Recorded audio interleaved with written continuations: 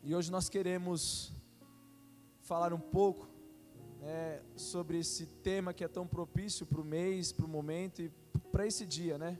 Hoje, dia 11 de junho, véspera do Dia dos Namorados, e principalmente falando de uma geração que está bem ansiosa para começar a pensar nisso. Alguns já estão namorando, alguns já estão noivos, alguns ainda estão na expectativa, né, Stefano?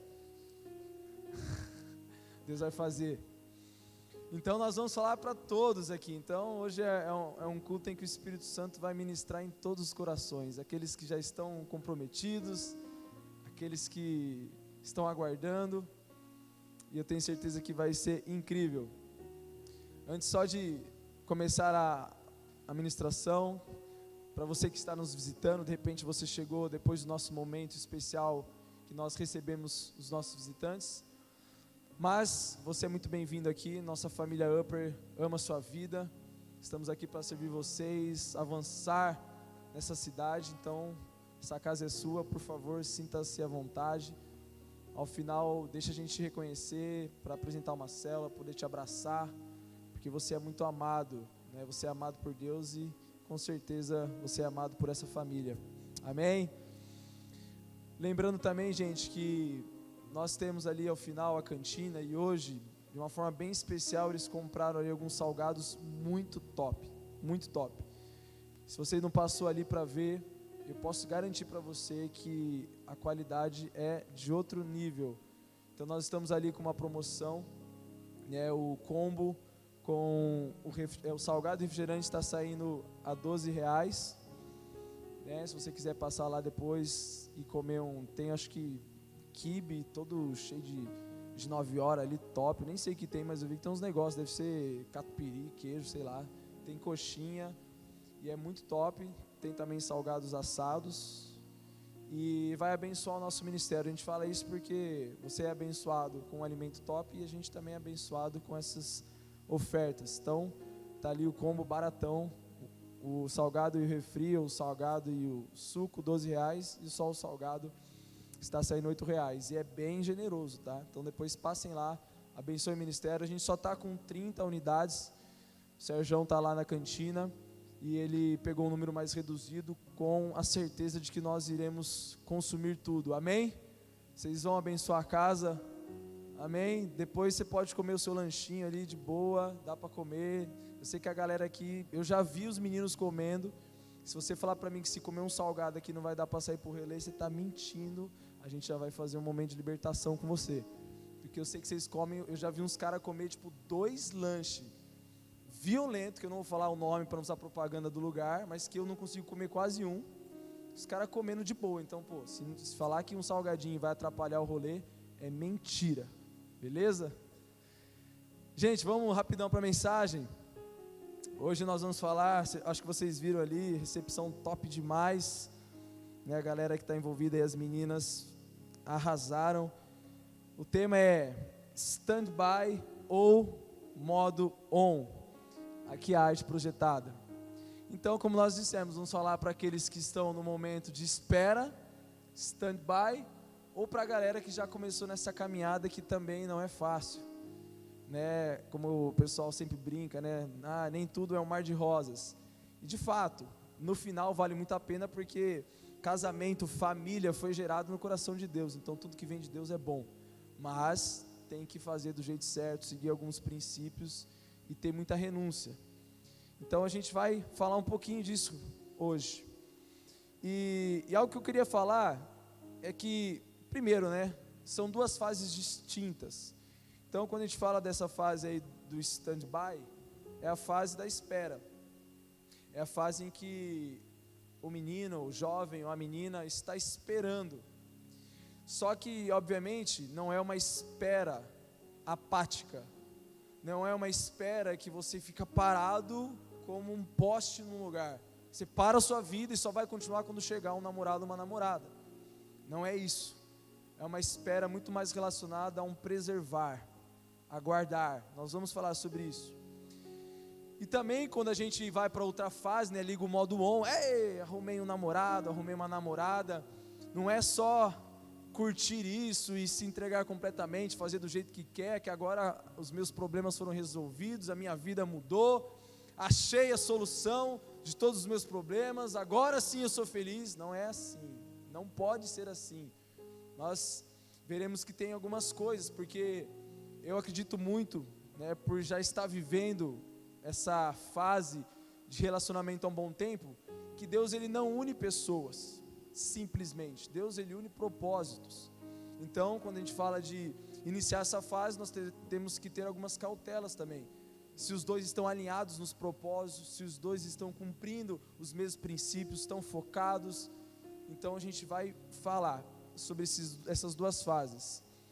E a primeira coisa que eu quero falar é uma chave para as duas, porque essa chave ela vai influenciar muito no desfecho das duas fases. Na fase da espera, em que nós estamos aguardando, né, encontrarmos a pessoa correta, a pessoa que vai ser uma mulher auxiliadora ou um homem, um sacerdote. E também na fase em que você já encontrou e você tem que fazer do jeito certo para que você faça a aliança, você realmente assuma uma pessoa como o seu marido, como a sua esposa e comece a construir uma família. E a chave que eu quero falar para os dois está lá em Provérbios 4:23. Como tudo, nós olhamos sempre para a palavra é uma chave na nossa vida e lá dentro nós temos várias chaves. Então quando a gente vai falar de segredos, nós precisamos olhar para aquele que tem todos os segredos escondidos no fundo do seu coração, o nosso Deus. E esse ele já revelou, está lá, Provérbios 4:23. Diz assim, se você já achou, acompanhe comigo. Se você está na sua Bíblia aí digital, no seu app ou na Bíblia física, a galera vai projetar aqui também. Provérbios 4:23 diz assim: acima de tudo, guarde o seu coração. Fala para a pessoa do seu lado: guarde o seu coração. Acima de tudo, guarde o seu coração, pois dele depende toda a sua vida.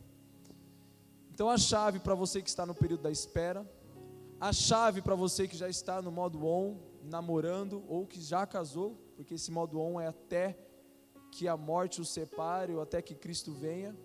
Então, para qualquer um desses momentos, a chave é: guarde o seu coração. Está aqui, nesse versículo que foi projetado.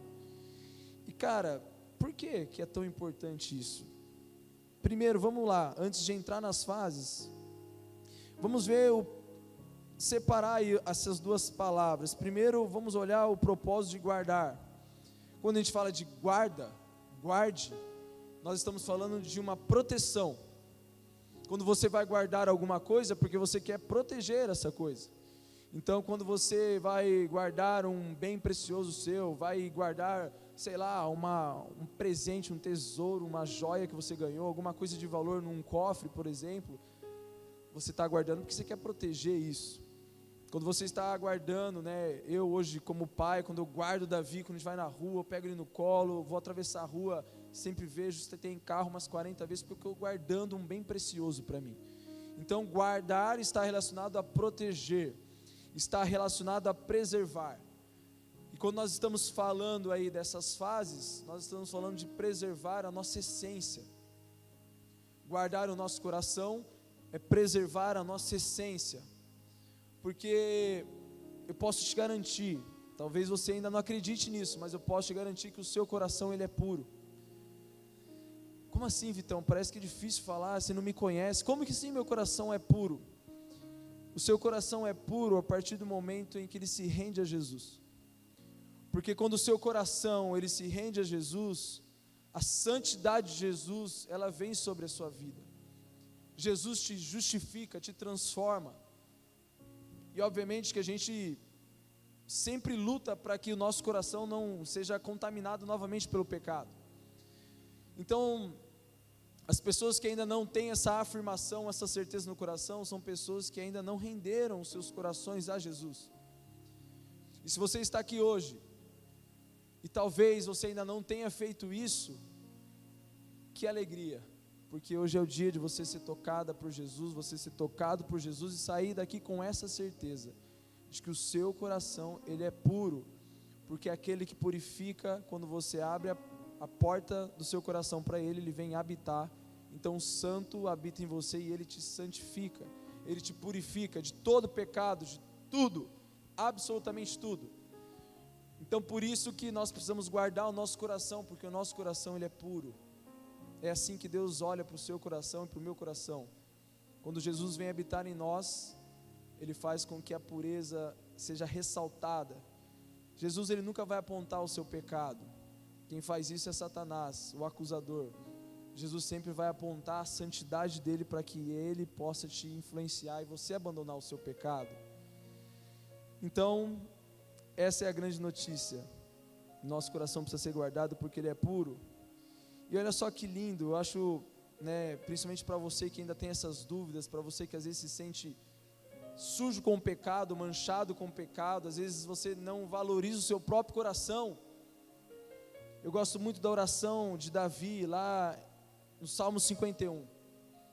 Esse salmo é um salmo muito conhecido porque Davi, ele começa a falar com Deus, logo depois que ele comete o pecado de adultério com Batseba, e também, junto com esse pecado, ele acabou matando um homem justo. Então foi algo ali, um adultério com um homicídio, com mentira. Nossa, um rio de coisas que contaminou o coração de Davi.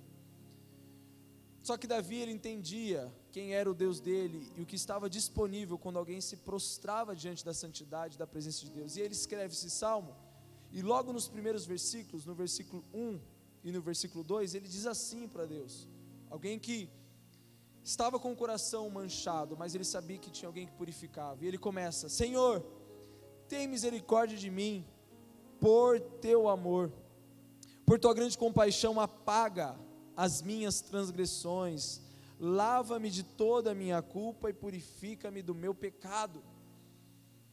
Então Davi, ele não estava se isentando do erro, mas ele não estava preso nisso, ele estava falando: Deus, o meu coração que é teu, e por um descuido eu não guardei, eu pequei, mas eu sei que o Senhor pode me purificar, eu confio no teu poder, eu sei quem é o meu Pai, então eu vou aqui pedir para que mais uma vez o Senhor possa limpar, purificar, porque não existe pecado imperdoável, não existe. E ele estava ali, por mais que fosse algo com consequências graves, ele não estava querendo saber das consequências, ele queria ter o coração preservado e guardado, e ele faz essa oração. E ele é mais ousado, porque lá no versículo 10, além dele pedir para que Deus limpasse o coração dele, ele fala assim: Deus, cria em mim um coração puro. Eu quero ter um coração puro, um coração como o teu. Renova dentro de mim um espírito estável. E se Davi escreveu isso daí, é porque o Espírito Santo autorizou e inspirou Davi a escrever. Então, quando a gente fala oração de Davi, não é uma oração em que ele tem a propriedade intelectual, que ele tem os direitos autorais, que tem a patente da frase, da marca, que só ele pode usar. Não, o Espírito Santo usou ele para falar para você e para mim: olha, eu purifico o teu coração, eu apago as tuas transgressões, eu crio em você um coração puro. Peça, como Davi. A única coisa que Davi fez foi pedir e se prostrar. Então por isso que, se hoje o seu coração não está tão limpo, se talvez você nem sabia que o seu coração ainda estava batendo, parece que você está morto ou morta, eu convido você hoje a tocar em Jesus e não só fazer essa oração, mas receber esse coração que está disponível, um coração puro, novo, cheio da presença, cheio do Espírito Santo, cheio de paz e de cura. Então, nós guardamos como proteção e nós guardamos o coração. E coração, obviamente, nós não estamos falando do órgão. Nós estamos falando de algo que está relacionado ao íntimo do ser humano. Está relacionado à sua alma, os seus sentimentos, as suas emoções, os seus pensamentos. Está relacionado àquela parte mais profunda. Então, por isso que Deus se importa com o nosso coração. Ele sabe que é nesse aspecto que nós temos o nosso livre-arbítrio, o nosso poder de decisão. Então Deus não quer que as nossas decisões sejam orientadas por um coração totalmente machucado. Ele não quer que os nossos passos sejam guiados por um coração escravizado por mentiras de Satanás ou por pecados. Ele quer que o nosso coração desfrute de uma liberdade e que desfrute de uma verdade que vem da boca dele. Por isso que ele fala para guardar, porque a nossa batalha contra Satanás é uma batalha que acontece na mente. Ele lança lá os sofismas, fortalezas, mentiras, a gente acredita e às vezes vive uma vida inteira. Nós falamos isso nas 2 últimas mensagens da nossa série lá, que nós falamos para renovarmos o poder de uma mente transformada. E beleza, então nós vimos que uma chave é guardar o nosso coração. Como fazemos isso? Deus nos dá mais uma pista maravilhosa, mais um caminho, mais uma revelação. Está em Salmos 119, versículo 11. A Bíblia diz assim: eu guardei no coração a tua palavra, para não pecar contra ti. Então, um dos segredos para que a gente guarde o nosso coração, é que a gente guarde a palavra de Deus no nosso coração. É que a gente traga a palavra de Deus para esse ambiente. E aqui nós falamos de 2 coisas: obediência e intimidade. Porque aquele que ouve as palavras e não pratica, na Bíblia é comparado a um homem tolo. Tipo assim, você está ouvindo tantas coisas lindas e não pratica, você não desfruta. O que adianta nós sabermos que o nosso Deus é um Deus que cura, se nós não cremos na cura? O que adianta nós crermos que o nosso Deus nos escolheu em Cristo para operarmos milagres, se a gente não vai e ora? O que adianta nós olharmos na Bíblia e Deus falar para a gente fugir da aparência do mal, para nós fugirmos, ficarmos longe daquilo que pode nos fazer pecar? A gente não pratica isso e cai em pecado e vive sempre escravizado. Então, nós devemos andar em obediência e intimidade. Por que intimidade? Porque nós temos 2 formas de receber a revelação da parte de Deus. Nós temos a forma mais acessível, a forma que hoje deve ser mesmo a forma que você mais acessa para receber, que é a palavra de Deus. A palavra de Deus é a revelação da vontade dele, não toda, mas de grande parte, mandamentos que nos orientam, mandamentos que nos inspiram, nos direcionam, que nos protegem. Só que quando a gente começa a ter uma intimidade com Deus, nós também recebemos revelações que Ele só fala no ambiente da intimidade. E aí você fala: nossa, Vitor, ele vai falar coisa para mim que não está na Bíblia? Claro que vai, porque na intimidade Ele fala coisas de um pai para um filho. Ele fala coisas para você, Ele te dá direções para o seu dia a dia, Ele fala de sonhos que Ele tem para você. E Ele mesmo fala isso na palavra revelada em Jeremias 33:3. Nesse texto Ele está falando através do profeta: olha, clamem a mim, clamem, orem, busquem a minha presença, porque se vocês fizerem isso, eu vou responder vocês, eu vou responder, e eu vou anunciar, e eu vou falar, e eu vou revelar coisas grandes, coisas novas, coisas que estão em oculto que ninguém sabe. Então o nosso Deus, quando a gente tem essa intimidade, Ele fala coisas, Ele revela para a gente segredos do coração dEle. A Bíblia nos diz que o Espírito Santo, Ele é o único que sonda o coração de Deus. Ele sonda as profundezas do coração de Deus. E é até meio difícil a gente imaginar o que é sondar o insondável, né? O que é sondar aquele que é eterno e infinito. Mas é que o Espírito Santo, Ele também está nessa mesma dimensão. Então Ele consegue trazer coisas assim novas. Por isso que quando homens de Deus mergulham na palavra, mas mergulham na intimidade, eles começam a receber revelações. Sabe, o verdadeiro profeta é aquele que ouve o que Deus está falando hoje. Não adianta eu me colocar aqui como uma boca profética e começar a falar: olha, porque Deus falou através do profeta Eliseu, porque Deus falou através do profeta Elias, porque Deus falou através do profeta Jeremias, porque Deus falou através do profeta João Batista. glória a Deus, eles deram chaves poderosas, mas muitas das profecias que eles falaram se cumpriram.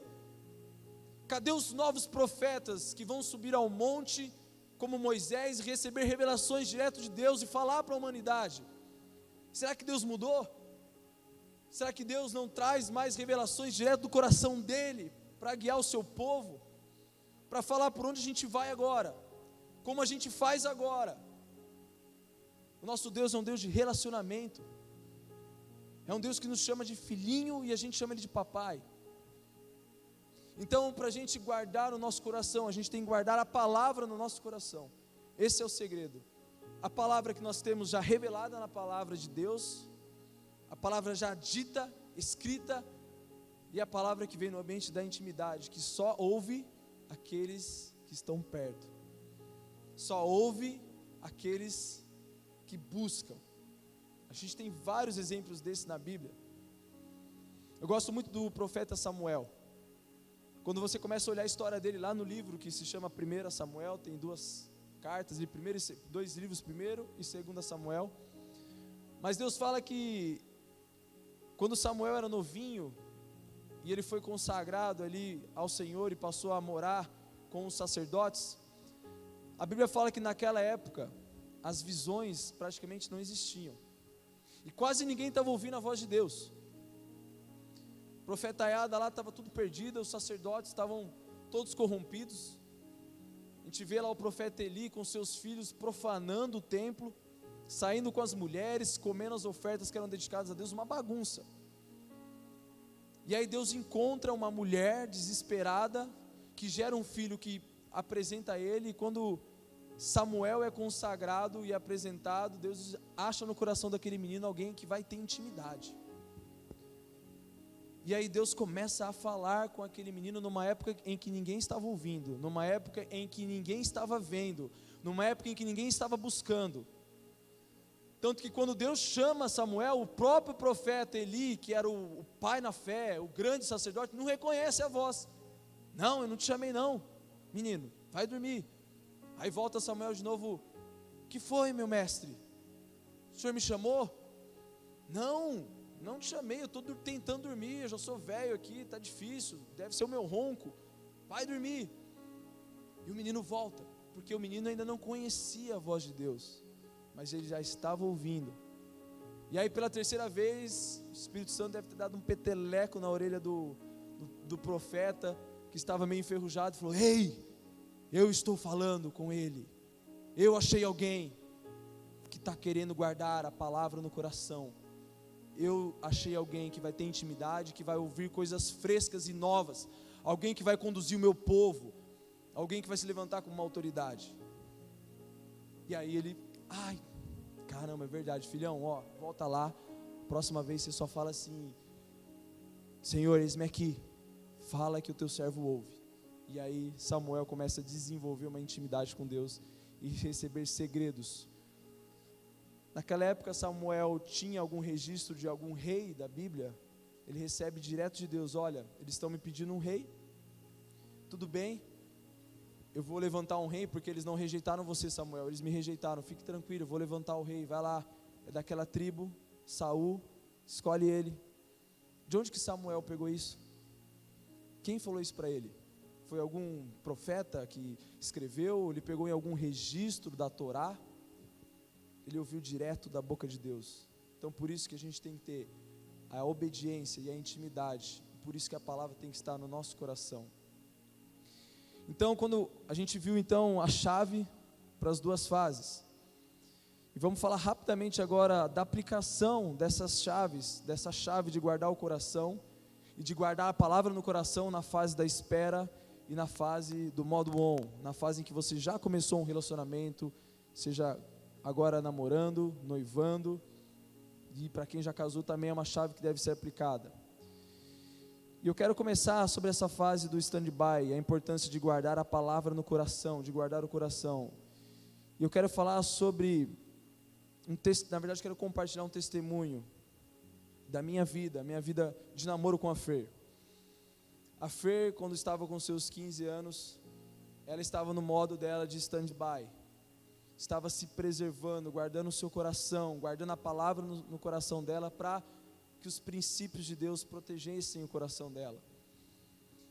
E olha só que poderoso que é, porque nessa época eu estava com 16, e eu não estava com a minha vida legal com Deus.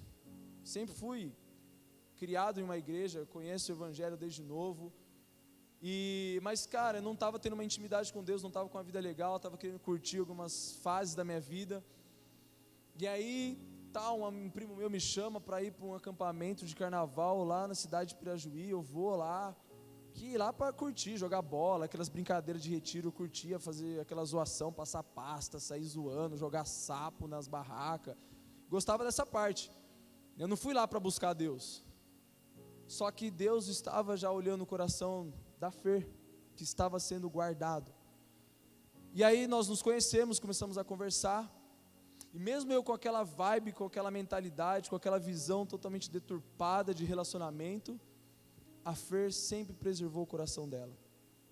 Então quando você preserva o seu coração na fase da espera, você não precisa se preocupar com as pessoas que se aproximam, você não precisa se preocupar nem com o tipo de pessoa, porque você pode ter certeza que o seu coração está guardado. Então as pessoas que vêm com uma outra cultura, elas têm duas opções: ou elas são influenciadas, ou elas saem correndo, ou elas vão embora, elas não suportam. Então eu cheguei com o meu coração desse jeito, sem querer nada, mas eu comecei a andar perto dela, conhecer ela, e eu comecei inclusive a ser constrangido com as posturas dela diante de Deus, porque eu era criado na igreja, e a Fer naquela fase, ela estava indo praticamente sozinha para a igreja, com 15 anos, e eu já falei assim, cara, em casa minha mãe fica me enchendo o saco para eu ir na escola bíblica de manhã, aqui a Fer vai sozinha. E várias outras coisas que foram confrontando, porque a gente tinha praticamente a mesma idade. Eu falei, cara, parece que ela é cristã e eu sou um nada, tipo alguém que nem, um ateu praticamente, ou que vive como um ateu. Várias coisas, santidade, oração, sabe? Eu falei, cara, eu achava que eu orava, mas agora eu vi que eu não faço nada, porque eu me contentava com aquelas oraçõezinhas quando acordava, quando eu ia almoçar, quando eu ia dormir. E eu via ela orando e jejuando. Eu falei, cara, tá de brincadeira comigo, que vergonha. E ela tinha muito menos pessoas, ou tinha muito mais motivos para não estar ali, mas ela guardou o coração. O resultado é que a gente foi se relacionando e ela foi me influenciando cada vez mais, cada vez mais, cada vez mais. E, cara, eu poderia vir com a minha cultura para ela que não ia rolar, não ia adiantar. Eu tinha duas opções: ou andar com o coração guardado como o dela, ou tchau. E como Deus precisava de alguém para fazer isso na minha vida, porque Deus tinha um propósito na minha vida, a Fer foi esse instrumento. E aí nós desenvolvemos nosso relacionamento cada vez mais, me inspirando. E nós estamos aqui hoje, construindo uma família, porque ela preservou seu coração. Ela esperou, não de forma apática. Ela esperava, mas buscava a Deus. Ela esperava, mas confiava em Deus. Ela esperava, mas obedecia a Deus, porque ela falou muitos nãos. Ela já tinha recebido alguns pedidos de namoro, ela falou não, porque, cara, ela ouvia a voz de Deus, sabe? Então ela foi ouvindo, foi honrando os princípios. E aí quando ela foi fazendo isso, ela me inspirou e fez eu também começar a vigiar o meu coração. E é isso que nós precisamos fazer. Você que está nessa fase, você precisa guardar o seu coração, você precisa buscar a Deus, você precisa ser ativo, sabe? Não dá para ficar parado. Esperar não é ficar parado, esperar é andar debaixo de obediência. E o exemplo oposto disso, que aí eu vou para a Bíblia, de alguém que nessa fase não soube esperar muito legal, foi Sansão. Talvez você até conheça a história. Sansão, você vai ver a história dele lá a partir do livro de Juízes, capítulo 13, vai começar a contar a história dele. Sansão foi um menino em que Deus separou para ele. A Bíblia fala que ele era um menino que desde o ventre havia sido consagrado a Deus. Ele tinha um voto que era muito conhecido na época, o voto de Nazireu, um voto para aqueles que eram separados mesmo. E beleza, aí Sansão começa a crescer, fase de stand-by, juventude, hormônios à flor da pele. Ele só tinha uma direção de Deus: guarde os mandamentos no seu coração, vive em obediência, vive em intimidade, porque Deus ia cuidar de cada passo da vida dele. Era um menino consagrado. E aí chega um momento, você vai começar a ler a história, que ele fala para os pais dele: pai, é o seguinte, achei uma menina lá, um filezinho lá no povo filisteu. Hã? Achei uma menina lá, mas bem no povo filisteu.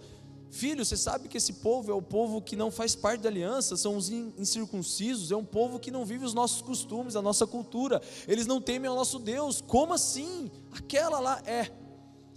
E era tão mimado, que olha só que forte o que ele fala no versículo 3, no final do versículo 3 do capítulo 14 de Juízes. Ele fala assim para o pai dele: consiga para mim, é ela que me agrada. Então ele não estava se importando com o que agradava a Deus, não estava no stand-by aguardando em Deus, ele estava aguardando a vontade dele começar a florar, e quando aflorou ele consumiu. E para resumir a história, ele foi lá, o pai acabou falhando ali na sua paternidade, fez o que o filho mimado quis, deu a mulher filisteia para ele, aí deu o maior rolo, morreu um monte de gente, porque deu maior briga. Ele foi na festa, fez o enigma, ninguém descobriu, ameaçaram a mulher, falou: se não fizer ele contar esse enigma, a gente vai matar você queimada, seu pai queimado. Aí ela vai lá, ilude ele, mente fraca, Sansão conta, toma maior prejuízo. No final da história ele vai embora, a mulher fica, o pai dessa moça filisteia dá ela para o amigo dele. Olha que beleza. Aí ele volta depois para buscar a mulher, já está morando com outro, aí ele fica mais nervoso, mata mais gente, maior doideira. Aí ele vai para casa, e aí alguém comum numa fase de stand-by que não sabe esperar, novamente dá uma crise ali de coração que não está guardado, um coração que só quer fazer sua vontade. Ele pede, na verdade ele nem pede, dessa vez ele vai direto e pega uma prostituta. Vou sair com uma prostituta. Um cara, um jovem, que por palavra de Deus, uma palavra profética, tinha o voto de Nazireu, consagrado, vai lá e se envolve com uma prostituta. E aí começa só a desandar as coisas, até que por fim ele deseja uma última mulher, uma filisteia chamada Dalila. Do mesmo jeito, começa lá a se entregar por ela e começa a fazer um monte de coisa. E no final da história, para resumir, ela trai a sua confiança, faz com que os seus olhos são furados, ele fica cego, cortam o seu cabelo, que representava, o voto que ele tinha com Deus, que representava ali o voto que ele tinha com a presença e por ser cheio do Espírito Santo, e é preso lá no campo dos inimigos. Isso mostra como é perigoso a gente não esperar com um coração guardado em Deus, porque ele tinha presença, ele tinha promessa, ele tinha unção, mas ele não guardou o coração. O resultado foi que ele teve que morrer cego, preso, e teve que deixar um legado que não é legal. O legado de Sansão qual que é? Sansão matou mais homens com a sua morte do que em vida, e Deus não tinha isso para ele. A morte dele teve que falar mais alto que a vida dele. Isso é triste, porque quando a gente não guarda o coração, nós vivemos como Sansão. De repente você já está cego, ou já está cega. De repente, por não esperar em Deus, você já está sem forças. A unção já, porque eu quero para mim, eu quero desse jeito, eu quero com essas qualidades, eu quero dessa forma, eu quero nesse tempo. Se eu não conseguir nesse ano, Deus, eu já não vou esperar mais, eu vou fazer do meu jeito. Vai ter consequências. E olhando para o outro lado da história, ou para quem está na outra fase, também é importante, se você já deu o modo bom, se você já está namorando, está noivando, ou até se você já se casou, também deve ser guardado o coração, porque é uma união de propósitos.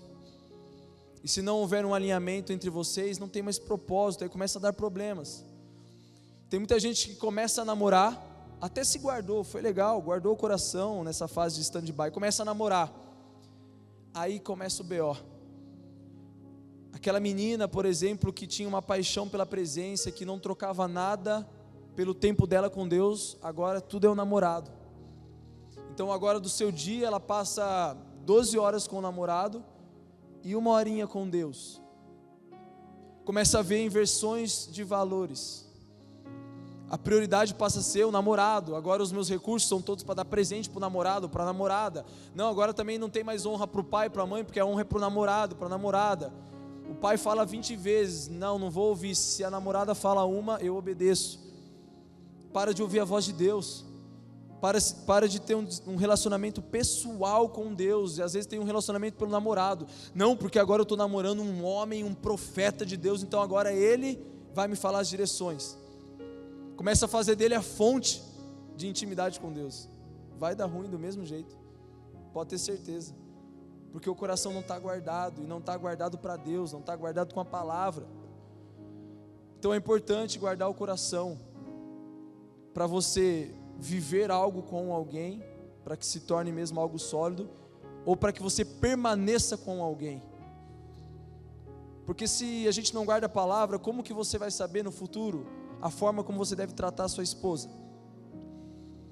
Lá no livro de Efésios, a partir do capítulo 5, Paulo começa a dar várias recomendações, como os maridos devem tratar as suas esposas, e é muito forte, porque ele fala que os maridos devem amar as suas esposas como Cristo amou a igreja, e se entregou por ela.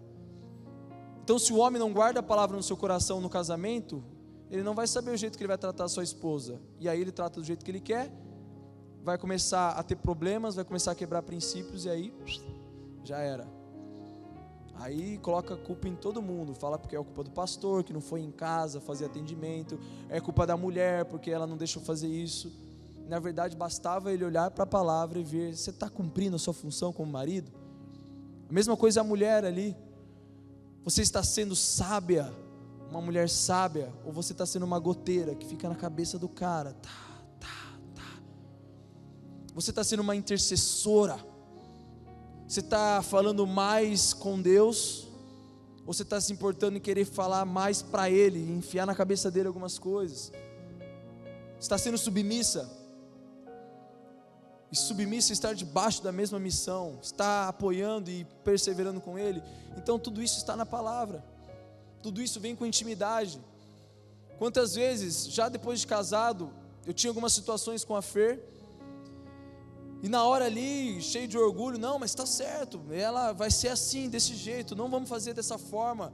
Eu discordo da posição dela nessa decisão. E aí eu ia orar, aí lá orando, tal, buscando, aí começava a sentir o Espírito querendo me falar algo, começava a me quebrantar, e aí eu ouvia alguma coisa que eu não queria, tipo, você está errado. Oi? Você está errado.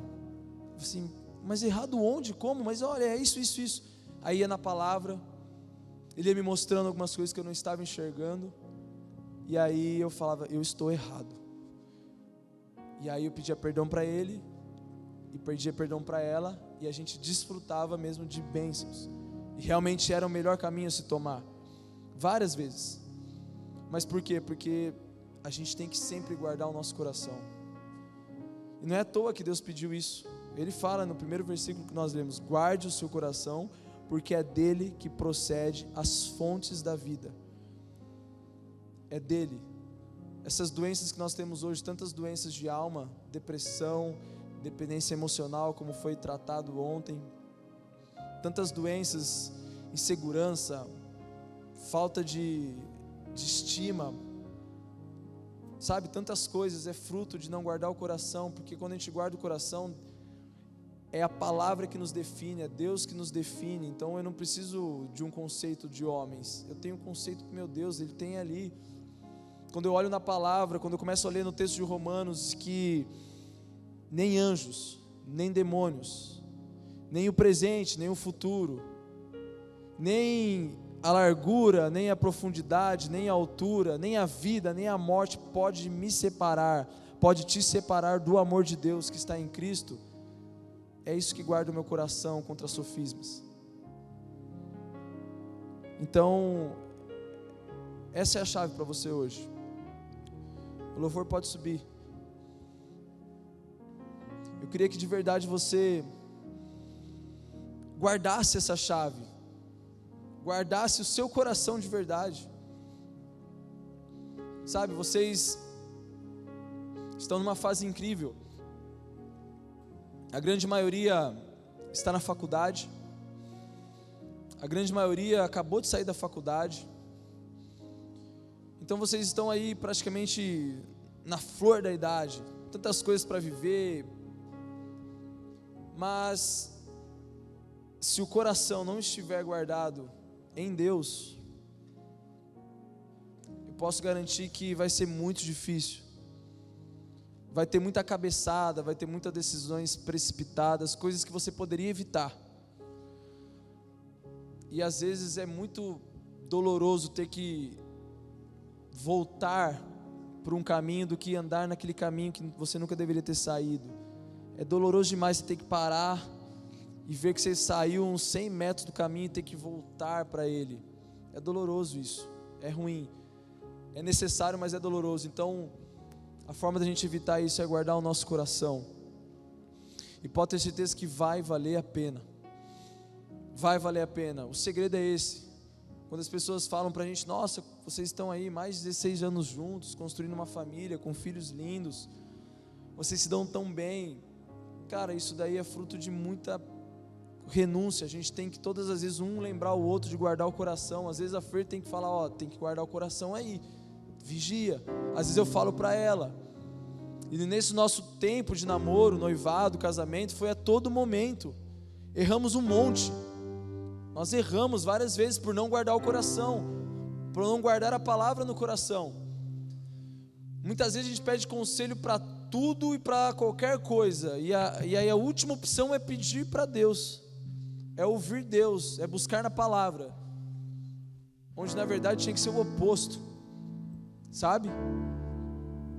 Então que hoje, nessa véspera, dia dos namorados, você possa mais uma vez guardar o seu coração e se comprometer em andar em obediência ao noivo Jesus.